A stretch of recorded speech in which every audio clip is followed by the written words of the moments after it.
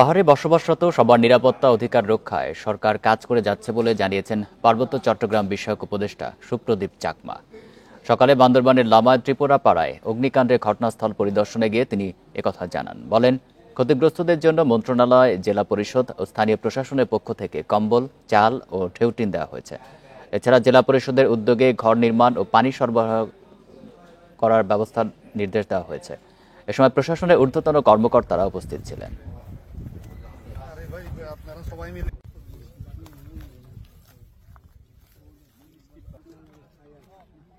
বলতে এখানে নিরাপত্তার অধিকার, এখানে ভালোভাবে বেঁচে থাকার অধিকার এবং নির্ভয়ে তার অধিকারটা প্রয়োগ করার অধিকার নিয়ে আমরা কথা বলি এবং এটাকে এই পরিবর্তনটা এনে দেওয়ার জন্য এই সরকার বৈষম্য বিরোধী আন্দোলনের সরকার এবং এই বৈষম্য বিরোধী আন্দোলনের সরকার যাতে সাকসেসফুল হয় এটা নিয়েও আপনারা আমাদেরকে সহযোগিতা করবেন।